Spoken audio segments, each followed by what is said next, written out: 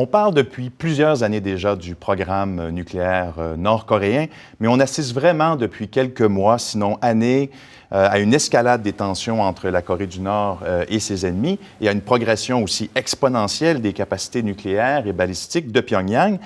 Mais au-delà des menaces verbales et des images apocalyptiques qui peuvent venir à l'esprit en entendant Kim Jong-un d'un côté et Donald Trump de l'autre se défier l'un l'autre, qu'en est-il vraiment de cette menace nucléaire sur le plan stratégique et militaire?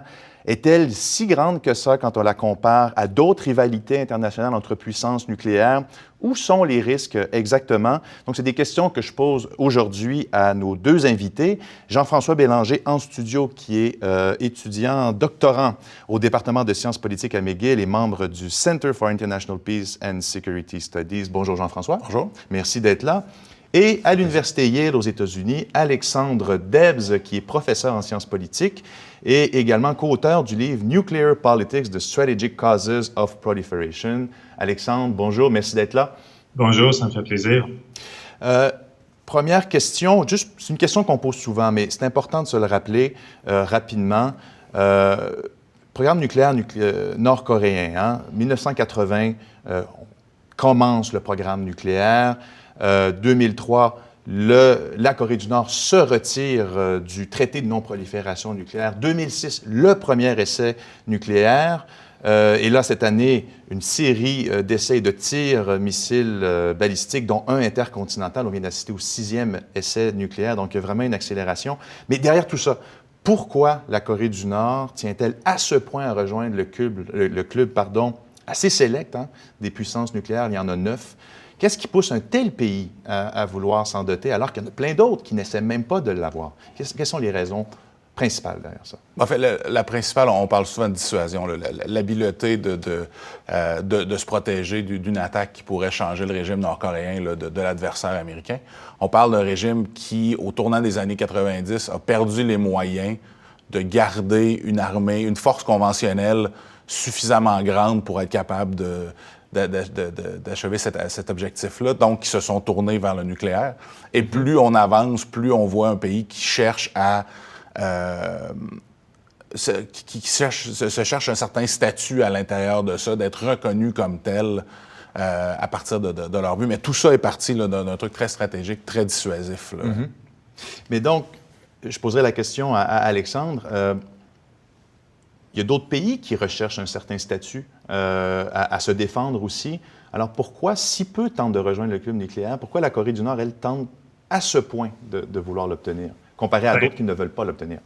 Oui, du côté de la Corée du Nord, c'est un pays qui est encore techniquement en guerre avec les États-Unis et la Corée du Sud. La guerre de Corée de 50 à 53 s'est terminée avec un armistice. C'était simplement une cessation des hostilités, mais il n'y a pas eu de traité de paix qui a réglé les questions diplomatiques des deux côtés. Donc, de ce côté-là, tu peux comprendre que la Corée du Nord s'inquiète de sa sécurité. Les États-Unis sont garants de la sécurité de la Corée du Sud et la Corée du Sud a cru économiquement, militairement.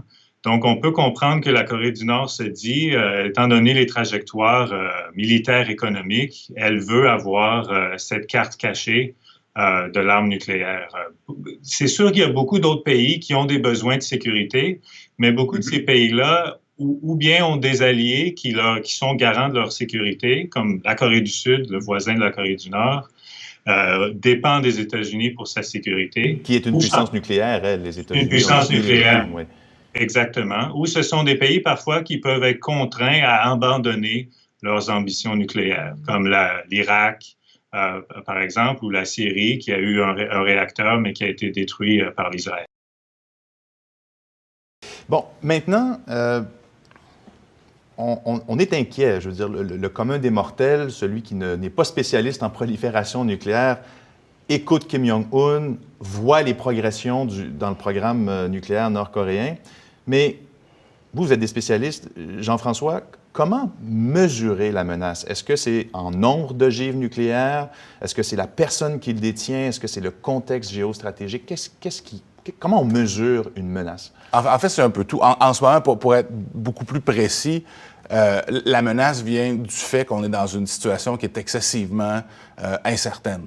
On a la Corée du Nord qui continue de faire des tests de missiles, des tests nucléaires.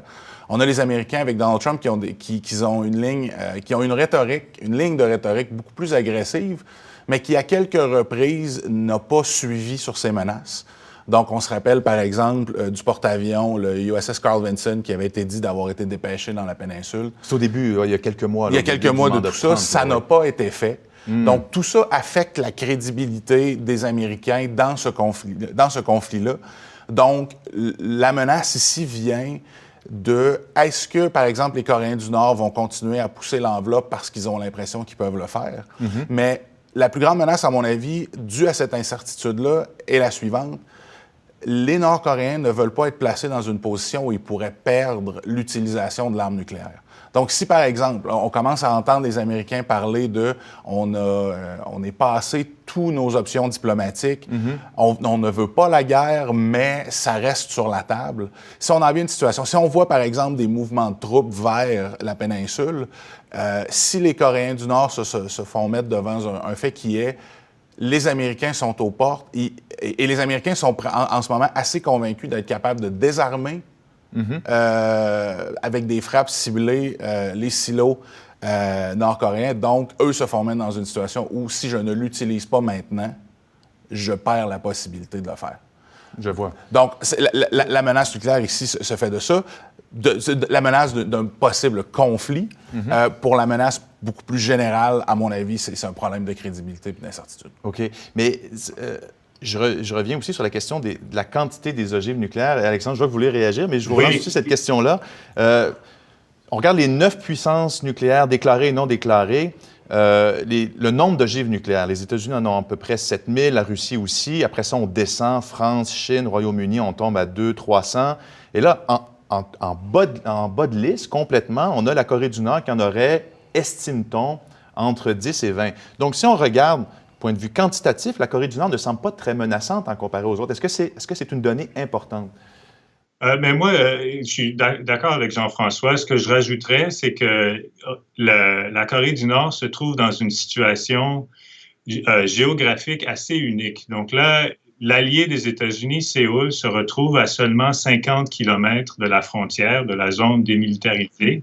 Donc, simplement avec des armes conventionnelles, la Corée du Nord serait capable d'infliger un taux de victimes civiles très élevé. Et en fait, il y a des moments où les États-Unis ont pensé à l'option militaire, par exemple en 1994, et en fait, à la dernière minute, ils se sont déclinés, ils ont compris que le taux de victimes serait trop élevé et ils sont allés pour une solution diplomatique. Donc, en fait, ce qui nous fait peur d'un côté, c'est que les États-Unis et la Corée du Sud perdraient trop de vies humaines, le coût serait trop élevé. De l'autre côté, la Corée du Nord probablement perdrait un conflit et ce serait la chute du régime nord-coréen. Donc ça nous inquiète, mais d'un autre côté, c'est peut-être ce qui pourrait nous rassurer en bout de ligne. Mais d'ici à ce point-là, on a un nouveau président qui a dit que les approches diplomatiques des présidents précédents, c'est chose du passé, et il veut changer la donne, il veut avoir une approche plus agressive, et ça ajoute beaucoup d'incertitudes. Si l'option militaire n'est pas crédible, qu'est-ce que ça veut dire d'être plus agressif avec les menaces? Et ça ajoute des risques de mauvais calculs et d'erreurs. Ah oui, c'est intéressant ça. D'ailleurs, peut-être on y reviendra un peu plus tard sur les risques, justement, mais juste avant, je voudrais mettre en perspective la menace nucléaire nord-coréenne. Il y a d'autres rivalités dans le monde qui impliquent des puissances nucléaires. On pense entre autres à l'Inde, au Pakistan, où c'est très, très tendu.